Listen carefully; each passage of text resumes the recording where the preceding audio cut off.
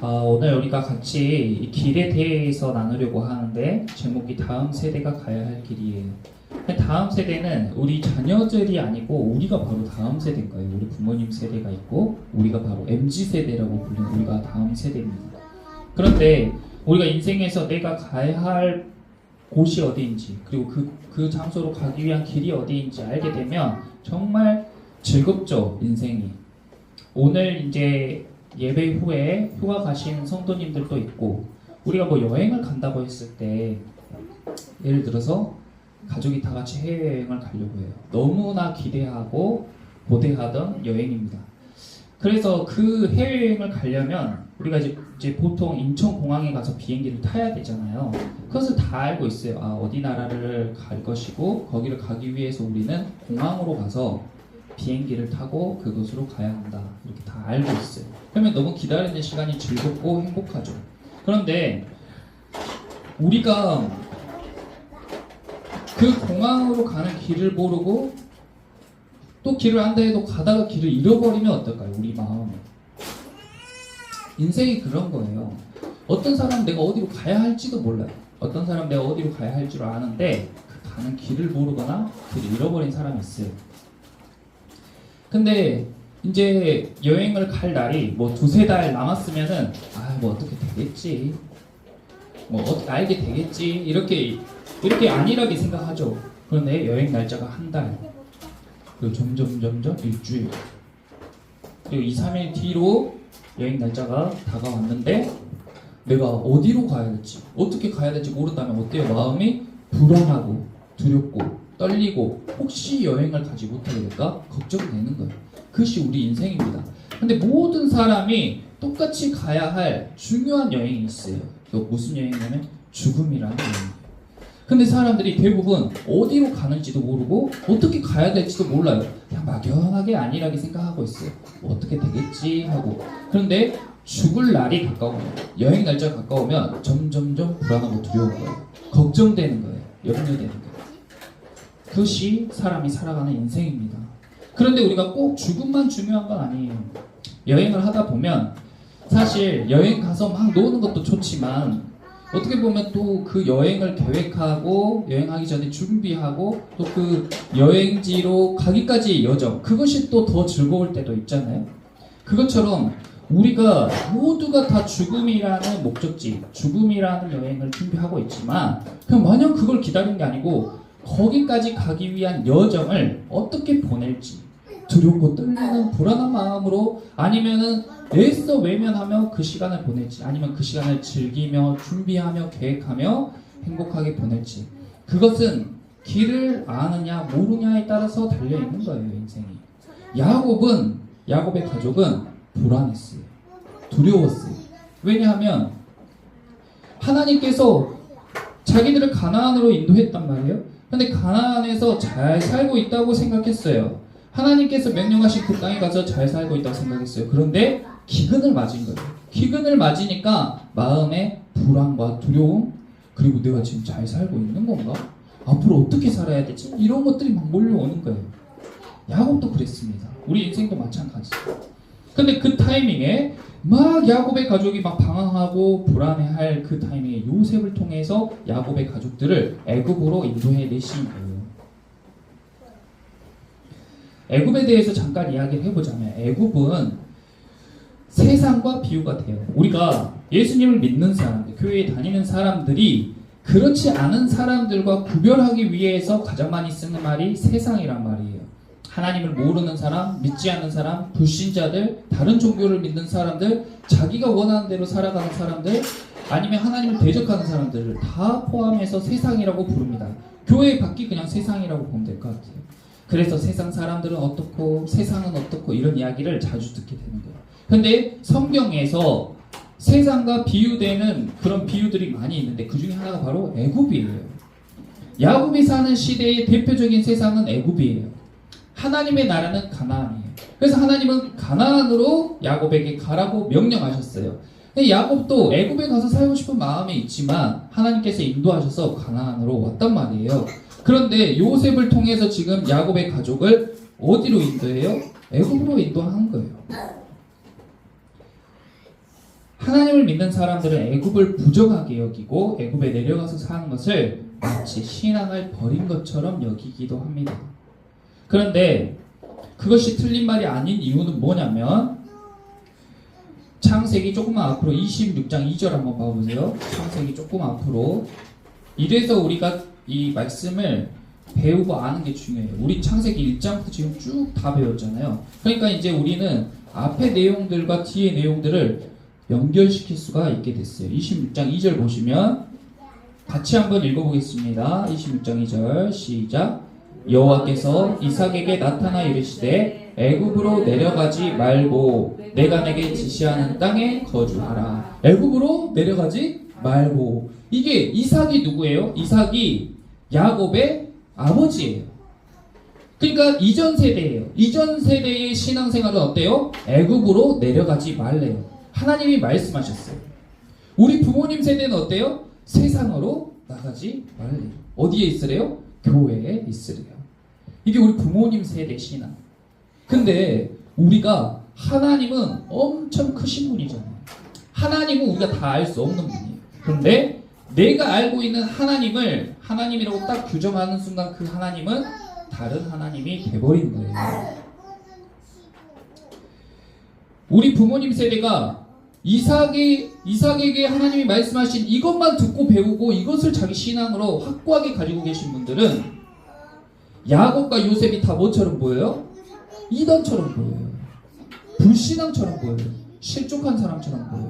왜냐하면 내가 아는 하나님은 애굽으로 내려가지 말라고 하셨어요. 기근이 있어도 거기에 거주하라고 했어요. 그런데 어때요? 야곱의 때에는 46장 다시 봐보세요.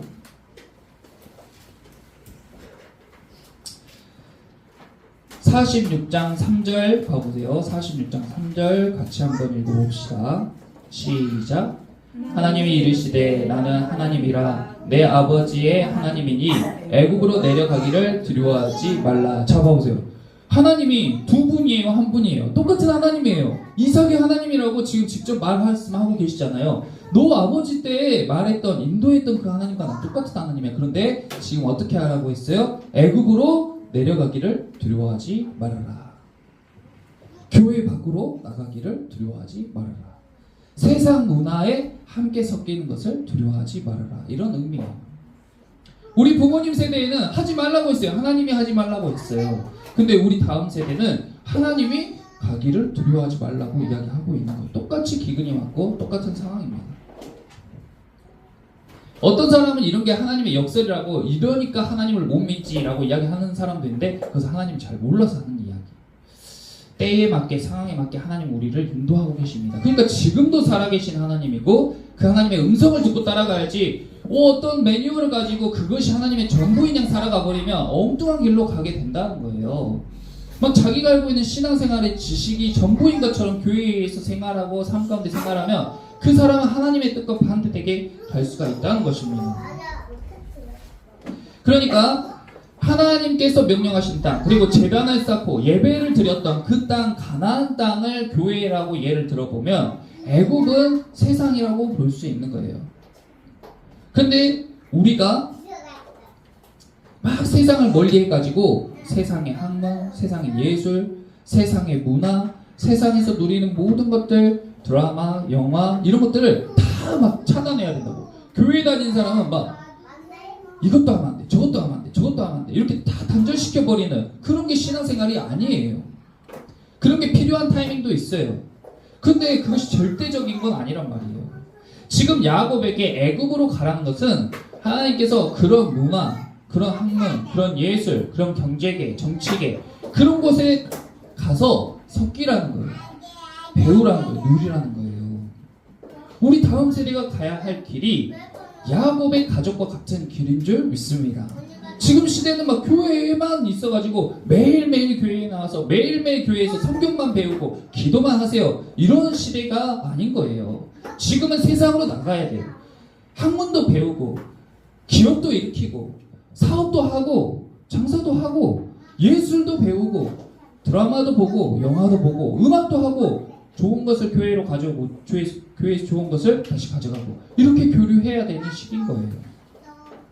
그것이 우리가 나아가야 될 길이고 우리 다음 세대 또 우리 자녀 세대들에게 인도해줘야 될 길이라고 생각합니다. 부모님이 이것을 잘 알아야 자녀들을 잘 인도할 수 있어요. 그런데 우리가 무턱대고 애국으로 가버리면, 무턱대고 성도들이 세상으로 가버리면 어떻게 돼요? 그럼 완전히 세상에 물들어버려요. 동화돼요. 금방 우리의 거룩함을 잃어버립니다. 그러니까 막 두려워하는 거예요. 야곱이 왜 애국으로 가길 두려워했어요? 자기 신앙 잃어버릴까봐 두려워한 거예요. 왜 교회에 다니는 사람들이 세상으로 가길 두려워해요? 세상이 너무 즐겁고 재미있고 자극적인 게 많기 때문에 금방 나의 정체성이나 거룩성을 잃어버릴까봐 두려운 거예요. 그래서 막 교회에만 계속 있으라고 두려우니까. 세상의 음악이 왜 못 들어오게 해요? 정체성을 잃어버릴까봐. 그게 너무 자극적이고 그게 좋을까봐 두려우니까. 영화나 드라마를 왜 못 보게 해요? 그것보다 말씀보다 그걸 더 좋아할까봐 두려우니까 못 보게 하는 거 아니에요. 솔직하게. 왜 주일날 여행을 못 가게 해요? 그럼 교회 안 나오고 여행을 좋아해서 매주 또 놀러 다녀버릴까봐. 솔직하게. 그래서 못하게 하는 거잖아요. 근데 그런 걸 두려워하지 말라는 거예요. 그러면 그냥 애국으로 그냥 내려가는 게 아니라 요셉이 가족들을 그냥 애국으로 데리고 온 게 아니에요. 어떻게 데리고 왔냐면 요셉이 애굽의 총리가 되었을 때에 요셉은 가족들이 애굽에 왔을 때 얼마나 애굽의 문화가 달콤하고 자극적이고 그들을 동화시키고 영향력을 끼칠지 잘 알고 있었기 때문에 애굽의 구석구석을 다 다니면서 뭘 봤냐면 어디에 우리 가족이 정착하면 좋을까를 미리 다 봐둔 거예요. 그래서 요셉이 그것을 쭉 둘러보고 난 다음에 우리 가족을 여기로 인도해야겠다. 우리 가족이 갈 길은 여기다 하고 딱 정할 수 있게 된 겁니다. 부모님들은요, 교회만 알아서는 안 되고 세상을 잘 알아야 자녀들에게 길을 제시해 줄 수가 있는 거예요. 목회자도 많은 것을 잘 알아야 성도들에게 다양한 길, 꼭 필요한 길을 제시해 줄 수 있다고 저는 생각해요. 목회자가 예배하고 기도하고 성경 보는 것 너무 중요하죠. 그런 본질 지키는 거 너무 중요하죠. 하지만 그것만 한 사람은 성도들에게 바른 길을 제시해 주기가 어렵다고 생각합니다. 항상 목회자만 되라고 권유할 수밖에 없는 거예요. 왜냐하면 아는 게 그게 다니까. 요셉은 애국 전체를 다 알고 있었어요. 그러니까 가장 좋고 이상적인 땅을 제시해 줄 수가 있었던 겁니다. 그 땅이 어디예요? 그 땅이 바로 고센이라는 땅이에요. 지도 한번 보여주세요. 다음 문제 보세요. 여기가 고센 땅이에요. 여기가 가나안이에요. 이 가나안에서 이 넓은 이 땅은 다 사막입니다. 여기를 쭉 이렇게 지나와야 돼요. 이렇게 지나와서 이쪽에 오면 여기는 물이 하나도 없잖아요. 여기 다 사막이에요. 살 수가 없어요. 여기에서부터 이제 물이 있고 이 강이 바로 나일강이에요. 이 밑에 아프리카 대륙이 있는데 아프리카 대륙 전체에 내리는 비가 가운데로 쫙 모여가지고 엄청나게 큰 강을 만드는데 그게 나일강이에요. 그래서 이쪽이 상류입니다. 이쪽이 위에요.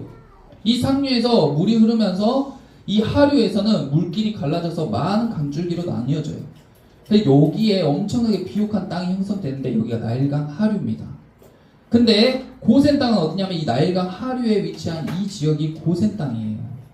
엄청나게 비옥하고 좋은 땅입니다. 그런데 사람이 한 명도 살질 않아요. 왜 사람이 안 살까요?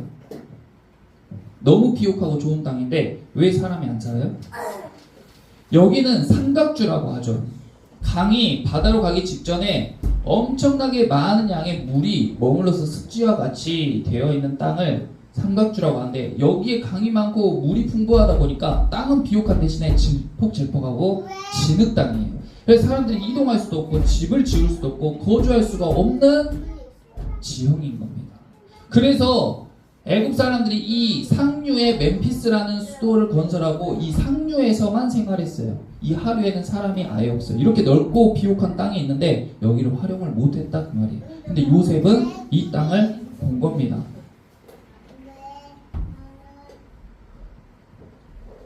그런데 요셉이 고센 땅으로 가족들을 인도했단 말이에요. 근데 애국 사람들도 살지 못했던 이 땅에 어떻게 요셉의 가족들이 정착하고 살 수 있었을까? 근데 제가 역사 자료를 보니까 재미있는 사실을 발견했는데 이집트 역사를 보면은 크게 고왕조, 중왕조, 신왕조로 구분을 해요. 그런데 역사적으로 이 고왕조 시대에는 이 고센 땅에 사람이 살지 않다가 중왕조 시대의 후반부터 사람이 살기 시작했다는 발견이 됐어요. 고고학적으로. 그런데 사람들이 어떻게 여기에 살지 않다가 이곳에서 살 수 있게 됐는가? 그것은 바로 벽돌을 이용하면서부터 살 수 있게 됐다고 합니다. 요셉이 그 아이디어를 생각한 게 아닌가. 이 중왕조 후기가 기원전 2000년이거든요. 그런데 요셉이 야곱의 가족을 애굽 땅으로 부른 시기가 기원전 2000년입니다. 야곱의 가족이 고센 땅에 살기 시작한 때부터 이집트 고센 땅에 사람이 거주한 시기와 일치한다는 겁니다. 근데 벽돌을 사용해가지고 이곳에 정착할 수 있게 됐어요. 흙벽돌을 만들어가지고 땅에 타일을 깔기 시작한 거예요. 길을 만들었어요. 그리고 볏집을 이용해서 단단한 벽돌을 만들어가지고 집을 짓기 시작했대요. 그래서 이스라엘 백성들, 야곱의 가족들이 거기에서 벽돌을 가지고 집을 짓고 길을 만드니까 사람이 살만한 땅이 된 거예요.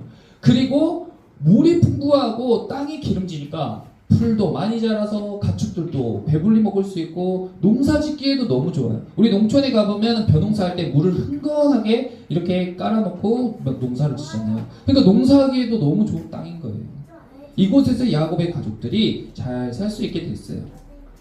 그래서 처음에 야곱의 가족이 몇 명이 내려가냐면 70명이 내려갑니다.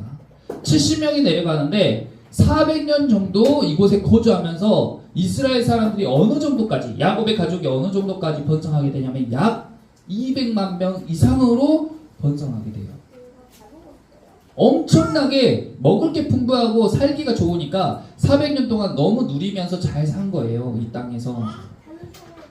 그런데 400년, 기원전 약 1500년경에 이집트의 왕조가 바뀌는 사건이 생겨요. 기존에 있던 왕조를 물리치고 새로운 왕조가 생겨납니다. 이 새로운 왕조가 생겨나니까 이 멤피스에는 너무 옛날 왕조의 흔적이 너무 많아. 그러니까 어떻게 하고 싶어요? 집을 옮기고 싶겠잖아요. 그러니까 새 왕조의 왕 세티 1세가 수도를 나일강 상류에서 나일강 하류로 옮기는 사건이 일어나게 돼요.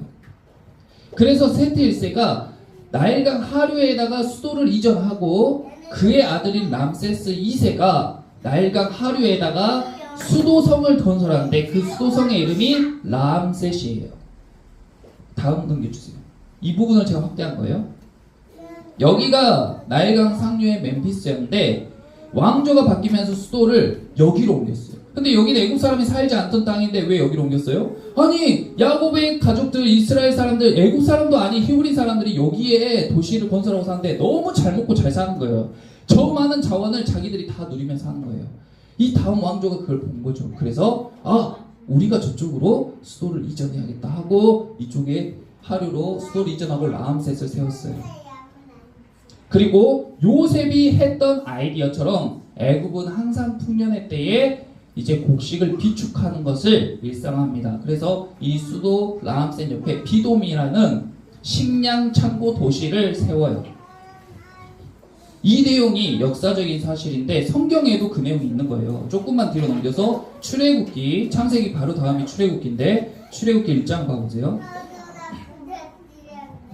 출애굽기 1장 7절에 보면 이스라엘 자손은 생육하고 불어나 번성하고 매우 강하여 온 땅에 가득하게 되었더라. 애굽 땅에서 엄청나게 번성을 누린 겁니다. 그리고 1장 11절 우리 같이 읽어보겠습니다. 시작.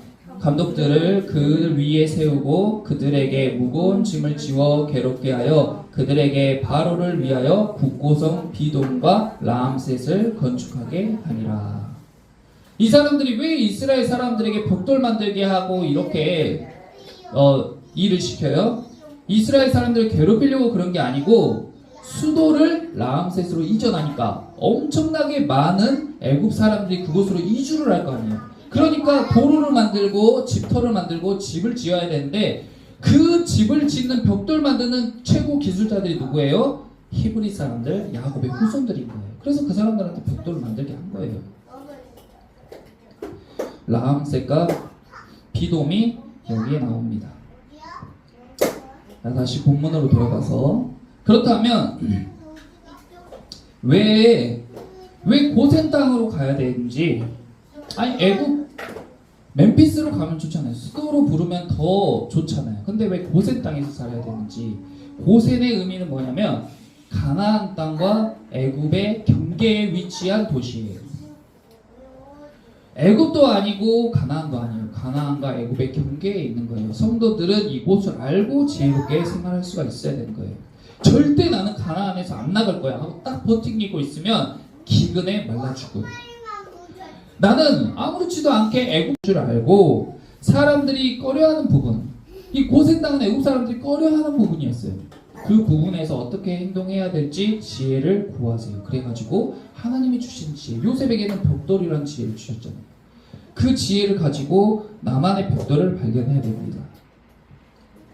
아주 쉬운 예로 쉬우니까 예를 드는 거예요. 술자리를 예로 들 건데 술 마시지 마라 그런 거 아니에요. 술 마시는 분들 혹시 있으면 너무 시험 들지 마세요. 아주 쉬운 예로 술자리를 예로 들어보면 회사에 다니는 사람들이 술자리를 경험할 수 있어요. 교회 다니는 사람들은 항상 그것이 마음에 불편하죠.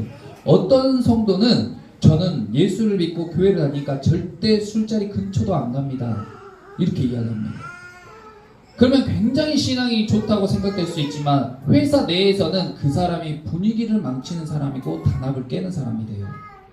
나는 죽어도 가나안에 머물러야겠습니다. 난 교회 다니니까 절대 그런 자리 근처도 가기 싫습니다 하고 딱 자르는 사람들, 세상과 단절돼 버리는 삶을 살아요. 외롭고 고독하고 빈곤해. 자기 안에서 자기 확신으로만 똘똘 뭉친 삶을 살게 돼요. 또 어떤 사람은 회사에 다니면서도 자기가 교회에 다니는 것을 말하지 않아요. 밖에 나가면 그냥 밖에 사람은 똑같아요. 술자리도 아무렇지도 않게 가서 술을 부어라 마셔라 남들보다 더 많이 마시고 막 취해가지고 추태도 부리고 아무렇지 않게 그렇게 행동하고 주일날 가서 또 교회 와서 예배 드리고 그렇게 행동하는 사람이 있습니다. 근데 그것도 바르지 않은 거예요. 이건 아주 쉽게 예를 드는 거니까 절대적인 건 아니에요. 그런데 그 경계의 삶이라는 것은 내가 회사 회식 때 술자리를 참석하되 술을 마시지 않는 신앙을 지키는 것, 그것이 경계의 삶이라는 거예요. 그래서 회사의 분위기도 좋게 하고 팀원으로서 그 회사를 일으켜 세우는 데에 중요한 역할을 하면서도 그러면서 자기 신앙의 지존을 지킬 수 있는 그것이 바로 성도의 삶입니다. 그러니까 예수님을 믿는 성도의 삶이라는 건 세상과 딱 단절시키는 게 아니에요. 나는 드라마도 안 보고 영화도 안 보고 놀러도 안 다니고 주일날은 무조건 교회만 가고 그렇게 탁탁탁탁 다 단절시켜서 고립된 삶을 사는 게 하나님이 기뻐하시고 예수님 원하시는 삶이 아니라는 거예요. 또 너무 흥청망청 사는 것도 아니에요. 경계에서 지혜롭게 살아갈 수 있는 것이, 그것이 바로 성도의 삶이고 다음 세대가 가야 할 길입니다. 우리는 구별된 삶을 사는 거지 단절된 삶을 사는 게 아니에요. 다 누릴 수 있어요. 하나님이 다 주신 거예요. 예수님도 다 먹고 마시고 어디든지 다 다니셨어요.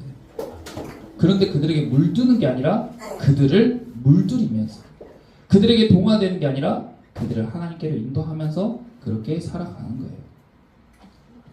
지금은 교회가 너무 세상과 단절되어 있고 세상에 외면당해 있어요. 교회가 완전 영적으로도 그렇고 이 보이는 세상적으로도 기근이에요.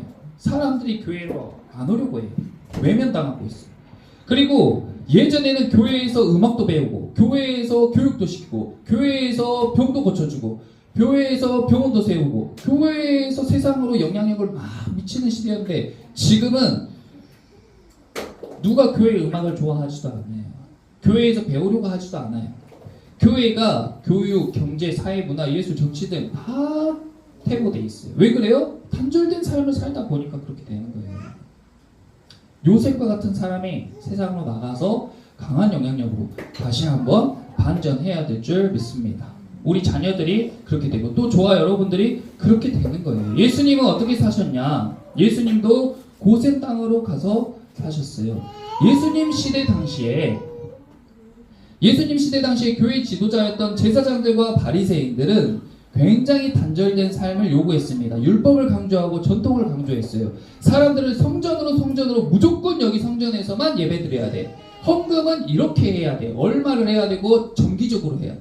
그리고 기도할 때는 모든 사람들 모인 광장에서 큰 소리로 사람들에게 보이게끔 기도하고, 안식일을 지키라고 해서 사소한 잘못을 한 사람들도 엄하게 추궁하고, 세리와 창녀와 가늠한 여인들을 엄하게 추궁하고, 자기들은 거룩한 것처럼 행동하면서 뒤에서는 온갖 정치적인 모략을 다 일삼는 그런 게 제사장과 바리새인들의 신앙이었고, 그것을 자꾸 성도들에게 강요하니까 성도들은 신앙생활을 해도 영적인 갈급함이 해소가 안 되는 거예요. 계속 머리에 물음표가 뜨는데, 교회에서는 제사장과 대제사장과 바리새인들은 자기들의 말만 계속 하니까 그것을 듣고 신앙생활하는 성도들의 마음의 갈급함이 안 풀리는 거예요. 그런데 예수님이 와가지고 어떻게 하셨습니까? 예수님이 와가지고 사마리아 여인에게, 사마리아 여인도 들은 게 있어가지고, 아니 하나님을 예배하려면 예루살렘 성에 가서 예배해야 된다던데, 성전에 가서 예배해야 된다던데 어떻게 생각하십니까? 저는 사마리아 사람이라서 그곳에 갈 수가 없어요. 그럼 어떻게 해야 됩니까? 그랬더니 예수님이 요한복음 4장 24절에서 하나님은 영이시니 예배하는 자가 영과 진리로 예배할지니라, 이렇게 이야기했어요. 성전으로 가서 예배하는 게 중요한 게 아니라 네가 어디에 있든지 네 영과 진정으로 예배하는 게 중요하다, 이렇게 이야기한 거예요. 그리고 창녀와 세리를 죄인이라고 단절시키고 멀리하던 그 당시 성도들에게 보란듯이 그들과 같이 가서 친구하고 먹고 마시고 어울리고 있었어요. 대제사장과 바리새인들은 예수님을 손가락질하고 이단이라 하고 잘못됐다 했습니다. 그런데 누가복음 7장 34절 35절에 인자는 와서 먹고 마시매 너희 말이 보라 먹기를 탐하고 포도주를 즐기는 사람이요 세리와 죄인의 친구로다. 그러니까 이단이라 그 말이에요. 이렇게 이야기하니 지혜는 자기의 모든 자녀로 인하여 옳다함을 얻느니라. 사람들은 예수님에게 잘못됐다고 이단이라고 이야기하지만 지혜 있는 사람들은 그것이 옳다고 이야기한다는 거예요. 그것이 맞다고 이야기하는 거예요. 그것이 옳은 신앙이라고 이야기하는 거예요. 주일 성수하는 것도요. 바리새인들이 안식일에 손 마른 사람을 예수님이 고쳤다고 예수님께 잘못했다고 지적했습니다. 귀신의 자식이라고 하고 이단이라고 했어요. 그런데 마가복음 3장 1절에서 6절에 예수님이 다시 회당에 들어가서 한쪽에 손 마른 사람을 고치셨어요. 그런데 그 사람들이 이제 예수님이 고치나 안 고치나 봤다가 고치니까 아 저 봐라 안식에 일하면 안 되는데 예수가 또 저렇게 이단 행동한다 하고 지적하는데 예수님이 그들에게 이렇게 말한 거예요. 안식일에 선을 행하는 것과 악을 행하는 것, 생명을 구하는 것과 죽이는 것 어느 것이 옳으냐. 그렇게 말하니까 그 사람들이 입이 꾹 다물어진 거예요. 그들이 잠잠하거늘 그들의 마음이 완악함을 탄식하사 노하심으로 그들을 둘러보시고 그 사람에게 이르시되 내 손을 내밀라 하시니 내밀매 그 손이 회복되었다. 전에 어떤 의사 선생님 이야기를 제가 전에 들었어요. 다른 사람이 아는 의사 선생님과 신앙에 대해서 이야기하다가 안식일에 치료를 하면 되냐 안 되냐 이야기하는데 안식일에 치료를 하면 안 된대요. 주일이니까. 그러니까 정통 기독교가 아니고 이단이었어요. 그래서 아픈 사람이 있으면 어떡하냐, 곧 죽게 생긴 사람이 있으면 어떡하냐, 그러는데 그래도 안 된대요, 신앙 때문에. 근데 예수님 지금 그런 신앙을 이야기하고 있는 거예요. 주일날 예배를 빠지고 어디를 가냐 안 가냐 이것을 절대적으로 볼 게 아니고 예수님이 이렇게 이야기하셨잖아요. 선을 행하는 것과 악을 행하는 것, 생명을 구하는 것과 죽이는 것 어느 것이 옳으냐. 지혜 있게 행동해야 된다는 거예요. 주일날 예배에 빠질 수도 있죠. 그런데 어떤 이유로, 어떤 동기로 빠지냐, 빠지는 것이 옳으냐, 그것이 더 하나님이 기뻐하시는 일이냐, 그게 중요하다는 거예요. 예수님은요, 전통적인 성도들이 봤을 때는 완전히 룰 파괴자고 이단하고 잘못된 신앙을 가르치는 사람이었지만 결론적으로 예수님이 맞는 거였어요. 신앙의 본질을 더 중요하게 여기는 거예요. 그래서 길을 제시해 준 거예요. 예수님이 내가 곧 길이요 진리요 생명이라고 이야기해 준 거예요. 예수님을 따라가는 사람은 마음이 시원해요. 어떻게 이렇게 지혜로울 수가 있지? 어떻게 이렇게 영적으로 회복시켜 줄 수가 있지? 마음이 시원한 거예요. 그동안의 마음에 찜찜하고 막혔던 것들이 뻥뻥 뚫려지는 것을 경험하는 거예요. 그러니까 수많은 사람들이 예수님을 막 쫓아다녔죠. 사람들이 예수님이 성도들을 애굽으로 인도해서 애굽화 시킨다고 비난했지만 예수님은 성도들을 애굽으로 향하긴 했지만 고센 땅에 머무르게 해서 그곳에서 비옥한 곳에서 풍성함을 누리게 하신 겁니다. 우리가 가나안에 막 머무르는 교회에 막 매어 달리는 사람들은 세상의 문화를 즐기고 세상에 나가면 세상을 사랑한다고 비난해요. 그런데 아까 이야기한 것처럼 성도는 세상과 단절된 삶이 아니라 세상과 구별된 삶을 사는 사람입니다. 그러니까 세상에서 누릴 수 있는 거예요. 그것이 세상을 사랑한다고 비난받을 일이 아니라는 겁니다. 세상을 가장 사랑하는 분이 누군지 아세요? 세상을 가장 사랑하는 분이 바로 하나님이에요. 우리가 잘 아는 말씀인데 요한복음 3장 16절에 이런 말씀이 있습니다. 하나님이 세상을 이처럼 사랑하사 독생자를 주셨으니 그를 믿는 자마다 멸망하지 않고 영생을 얻게 하려 하심이라. 하나님이 교회를 사랑하사, 하나님이 목사를 사랑하사가 아니고 하나님이 세상을 사랑했어요. 애초에 하나님의 관심, 하나님의 시선이 세상에 있었던 거예요. 그러니까 하나님이 세상을 사랑하니까 우리를 세상으로 보내죠. 세상에 영생을 주고 구원하게 하기 위해서. 교회만 사랑하고 교회 안에 있는 성도만 사랑하고 아이고 너희만 우리 자녀들이니까 이 안에서 똘똘 뭉쳐서 여기에서 행복해라, 밖에는 다 망하든지 말든지 내버려 둬버려, 이런 게 예수님 믿는 신앙이 아니라는 거예요. 오늘도 예배 후에 여행을 떠나고 또 각자의 삶의 자리로 돌아가시는 성도님들을 축복합니다. 세상에서 누리고 즐기는 것들을 두려워하지 마세요. 오늘 혹시 거기 가서 또 한잔 해야 될 때 너무 마음에 부담 갖거나 그러지 마세요. 네. 그러지 않아도 됩니다. 더 못되고 더 나쁜 짓 하면서도 아무렇지도 않게 사는 사람도 너무 많아요. 우리 힘으로 그것을 죄라 기준에서 율법적으로 그렇게 행하는 게 아니라 하나님의 은혜와 사랑과 예수님의 지혜와 도우심을 구하세요. 그것이 훨씬 여러분의 삶의 유익이고 하나님께서 기뻐하시는 삶입니다. 그래서 하나님이 여러분과 함께 하시면 여러분들이 물들거나 넘어지지 않고 세상을 누리게 하실 줄 믿습니다. 야곱의 가족들이 애굽에 가서 신앙을 잃어버린 게 아니에요.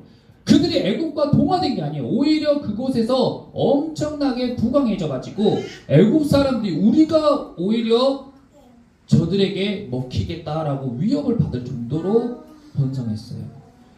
교회에 다니는 사람들, 예수님을 믿는 사람들이 세상에 가는 걸 두려워할 필요가 없어요. 오히려 우리가 그런 문화를 만들 수가 있는 거예요. 오히려 우리가 그들이 우리를 본받게 할 수 있는 거예요. 하나님과 함께 하시면 우리가 그런 영향력을 행할 수 있게 될 줄 믿습니다. 그리고 오히려 요셉이 나일강 하류를 비옥하게 하고 그곳에 성을 세우고 벽돌로 인하여서 사람이 살기 좋은 땅을 만들었듯이 우리가 세상으로 가서 세상을 더 좋은 세상으로 변화시킬 수 있어요.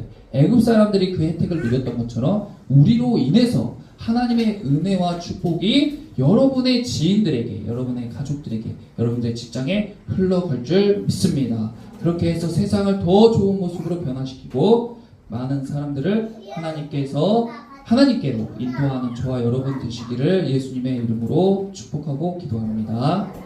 아멘.